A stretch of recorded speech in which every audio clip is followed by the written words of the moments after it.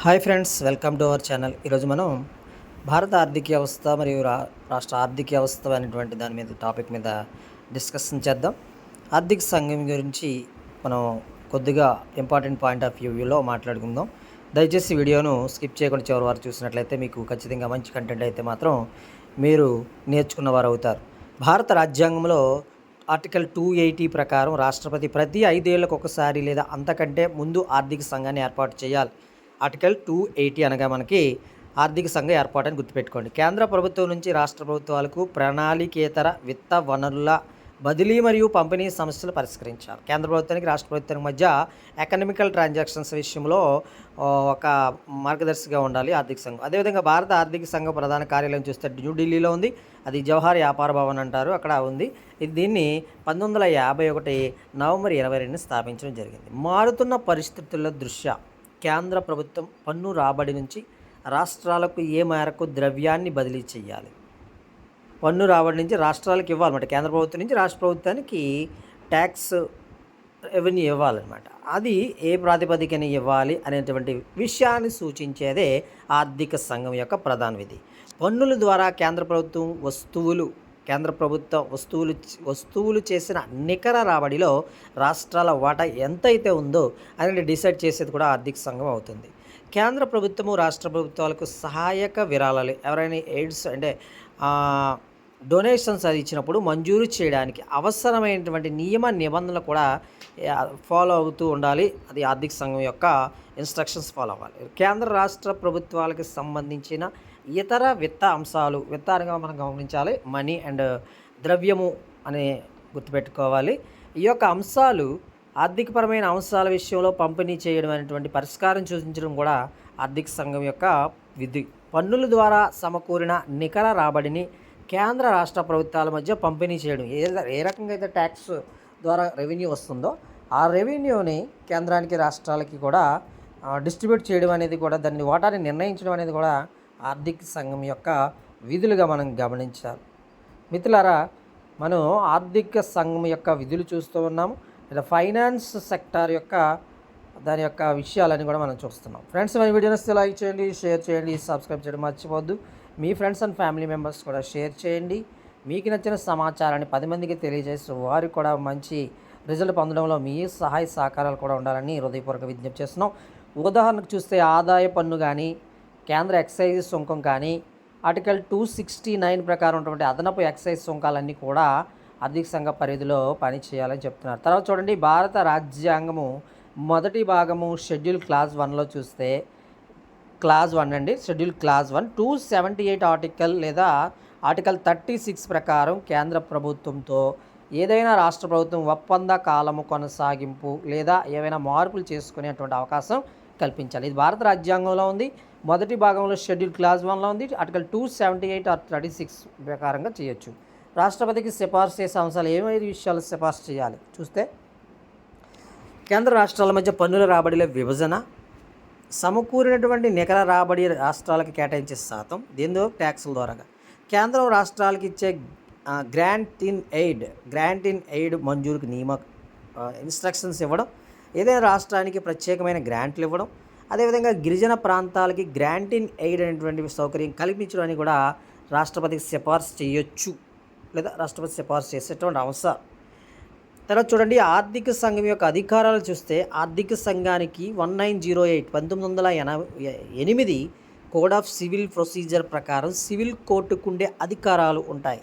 Civil కోర్టుకి ఏదైతే అధికారాలు కలిగి ఉంటుందో ఆర్థిక సంఘం కూడా అదే, ఫైనాన్స్ సెక్టార్ కూడా అదే విధంగా ఫైనాన్స్ కమిషన్ అని చెప్పవచ్చు. ఏ కార్యాలయం కోర్టు నుంచి అయినా సరే పబ్లిక్ రికార్డ్ లేదా డాక్యుమెంట్ని అడిగే అధికారం మాత్రం ఆర్థిక సంఘానికి ఉంది. ఏ కార్యాలయం అయినా అవ్వచ్చు, అది అకాడమిక్ సంబంధించి అయితే మాత్రం ఖచ్చితంగా అడిగేటువంటి రైట్ అయితే మాత్రం ఆర్థిక సంఘానికి ఉంది. దేశ సంక్షేమం కోసం ఎలాంటి సమాచారమైనటువంటి ఏ వ్యక్తి నుంచి అయినా పొందొచ్చు. ఇలా దేశానికి ఏదైనా ఇబ్బంది ఎదురవుతుంది అని ఆర్థికపరమైనటువంటి విషయాలంటే దానికి ఫుల్ పవర్స్ ఉంటాయండి. ఆర్థిక సంఘము సివిల్ కోర్టు లాగా విధులు నిర్వహిస్తుంది. ఇందులో చూస్తే ఒక చైర్మన్, 4 సభ్యులు, ఒక సెక్రటరీ ఉంటారు. ఒక చైర్మన్, 4 సభ్యులు, ఒక సెక్రటరీ ఉంటారు. వీరిని ఎవరు నియమిస్తారంటే భారత రాష్ట్రపతి నియమిస్తారు. మనం చూస్తే అసలు ఈ యొక్క ఆర్థిక సంఘాన్ని లీడ్ చేసేది, అది నిర్వహించేది ఎవరైనా అంటే ఎవరైతే న్యాయమూర్తిలుగా అర్హతలు కలిగి ఉంటారో లేదా ఆ విధానాల్లో ఉన్నారో వాళ్ళని మాత్రమే వీళ్ళు కంటిన్యూ చేయడం అయితే జరుగుతుంది. హైకోర్టు న్యాయమూర్తిగా వ్యవహరించినా లేదా హైకోర్టు న్యాయమూర్తిగా నియమితుడవడానికి అర్హత ఉన్న వ్యక్తులండి. న్యాయమూర్తి ఒకటే కాదు, హైకోర్టు అలాంటి వ్యక్తులు మాత్రం ఆర్థిక సంఘంలో నియమిస్తూ ఉంటారు.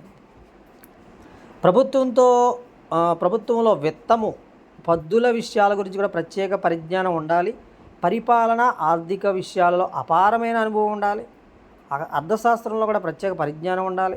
రాష్ట్రపతి ఉత్తర్వుల్లో నిర్దేశించిన విధంగా ఆర్థిక సంఘం చైర్మన్ ఇతర సభ్యులు తమ పదవుల్లో కొనసాగుతారు. ఇవన్నీ ఎవరు నియమిస్తారని చెప్పాము? రాష్ట్రపతి అండి. ఆర్టికల్ 280 ప్రకారము దేశ ఆర్థిక వ్యవస్థ అంటే ఆర్థిక సంఘాన్ని నియమించవచ్చు. ఆర్టికల్ 280 ప్రకారం 278 ఆర్టికల్ 36 ప్రకారం కూడా క్లాజ్ 1 ప్రకారం కూడా ఆర్థిక సంఘం అనేది కొన్ని అధికారాలు కలిగి ఉంటుందని కూడా మనం చెప్పడం జరిగింది. ఈ యొక్క ఆర్థిక సంఘంలో ఉన్నట్టు కొనసాగేటువంటి వ్యక్తులు హైకోర్టు న్యాయమూర్తిగా లేదా హైకోర్టు న్యాయమూర్తిగా కావడానికి కావాల్సినటువంటి ఎలిజిబిలిటీస్ ఏదైతే ఉన్నాయో ఆ ఎలిజిబిలిటీస్ ఉండాలి. సర్టెన్ కంటెంట్ ఉండాలి అడ్మినిస్ట్రేషన్ గ్రౌండ్స్లో కూడా అని, అదేవిధంగా ఎకనమిక్ పాయింట్ ఆఫ్ వ్యూలో కూడా ఆ ఎకనమిక్ నాలెడ్జ్ కూడా ఉండాలని చెప్పడం జరిగింది. అదేవిధంగా పదవీ కాలం పూర్తయిన తర్వాత సభ్యులు మరొకసారి నియమితులు అయ్యేందుకు అర్హులు. ఒకవేళ వాళ్ళు రిటైర్ అయిపోయినప్పటికి కూడా వారిని మరొకసారి నియమించేటువంటి కూడా అవకాశం ఉంటుంది. సాక్షుల్ని పిలిచి విచారించడంలో ఆర్థిక సంఘం సివిల్ న్యాయస్థానంలా వ్యవహరిస్తుంది. ఏదైనా డౌట్ వచ్చింది అనుకోండి, ఎవరిని వ్యక్తుల మీద కానీ సంస్థల మీద వచ్చినప్పుడు వారిని పిలిచి విచారించేటువంటి అధికారం కూడా ఆర్థిక సంఘానికి ఉంది. ఆర్థిక సంఘం తన విధుల నిర్వహణలో అత్యున్నత స్థాయి పరిపాలనా అధిపతులను రాజకీయ నాయకులను సంప్రదిస్తుంది. ఆర్థిక సంఘం అనేది తన సొంతంగా తను చేసుకెళ్ళిపోదు. అందరినీ కూడా సమీకరిస్తూ ఇంపార్టెంట్ పర్సన్స్ అన్ని గ్రౌండ్స్లో కూడా పరిశీలించి యాక్షన్ తీసుకోవడం జరుగుతుంది. దేశంలో వివిధ విత్త సంస్థల అధిపతులను సలహాలు సూచనలు ఇవ్వాల్సిందిగా ఆహ్వానం పలుకుతూ ఉంటుంది. ఆర్థిక సంఘం తన పని పూర్తి చేసిన తరువాత నివేదికను రాష్ట్రపతి సమర్పిస్తుంది. ఎందుకు రాష్ట్రపతికి ఇవ్వాలి? రాష్ట్రపతి కదా మరి అపాయింట్ చేసింది కాబట్టి రాష్ట్రపతికి సమర్పించాలి ఆర్థిక సంఘం యొక్క రిపోర్ట్ మొత్తం. ఆ రిపోర్ట్ను వివరణాత్మక నోటిఫికేషన్ని జతపరిచి పార్లమెంట్ ఉభయ సభల్లో లేదా ఏదైనా ఒక సభలో ప్రవేశపెట్టేలా చేస్తారు. ఈ సిఫార్సులన్నింటినీ లేదా కొన్నింటిని రాష్ట్రపతి ఆమోదిస్తారు, లేదా కొన్నింటిని తిరస్కరించవచ్చు. ఫ్రెండ్స్, మన వీడియో నచ్చితే లైక్ చేయండి, షేర్ చేయండి, సబ్స్క్రైబ్ చేయడం మర్చిపోద్దు. ఇంతవరకు స్కిప్ చేయకుండా మన వీడియో చూసిన ప్రతి ఒక్క మా మిత్రులకు కూడా థ్యాంక్ యూ వెరీ మచ్. మన వీడియోని లైక్ చేయండి, మరి షేర్ చేయండి, సబ్స్క్రైబ్ చేయడం మర్చిపోద్దు. మీ ఫ్రెండ్స్ అండ్ ఫ్యామిలీ మెంబర్స్ కూడా షేర్ చేయమని హృదయపూర్వకంగా విజ్ఞప్తి చేస్తూ ఉన్నాం. మన ఛానల్లో చూసినట్లయితే జనరల్ స్టడీస్ కంటెంట్గా ఏదైతే కావాలో అలాంటి కంటెంట్ అయితే మాత్రం మన ఛానల్లో ఉంది. ఇంకా కావాల్సిన కంటెంట్ అందించడానికి సిద్ధంగా ఉన్నాం. మనకు ఆల్రెడీ రవికుమార్ ఎడ్యుకేషనల్ ఛానల్ మరొక ఛానల్ ఉంది. ఆ ఛానల్లో 200 పైగా వీడియోస్ అయితే రూపొందించాం. మరి ఆ ఛానల్లో కొన్ని సాంకేతిక కారణాల వల్ల మనం వీడియోస్ అప్లోడ్ చేయలేకపోవడం వల్ల ఈ ఛానల్ అయితే కంటిన్యూ చేస్తున్నాం. మనకు చూసినట్లయితే 2 ఛానల్ ఉన్నాయి. 2 ఛానల్లో మీకు కావాల్సిన కంటెంట్ మీరు గ్యాదర్ చేసుకోవచ్చు. వీలైతే మరి లైక్ చేయండి. మీరు ఎంత ఎక్కువ లైక్ చేస్తే అంతగా మనకి వేల మందికి చేరే అవకాశం ఉంటుంది. ఈ యజ్ఞంలో మీరు కూడా భాగస్వాములు అవ్వాలని, మాకు తప్పనిసరిగా మీ సపోర్ట్ అందించాలని మేము కూడా హృదయపూర్వకంగా విజ్ఞప్తి చేస్తున్నాం. మీ ఫ్రెండ్స్ అండ్ ఫ్యామిలీ మెంబర్స్ కూడా చెప్పండి. కాంపిటేటివ్ పర్పస్గా మీకు కావాల్సిన కంటెంట్ అయితే మాత్రం మీకు అందించడానికి మేము సిద్ధంగా ఉన్నాం. మీరు కూడా తీసుకోవడానికి సిద్ధంగా ఉండాలని హృదయపూర్వకంగా విజ్ఞప్తి చేస్తూ ఉన్నాం.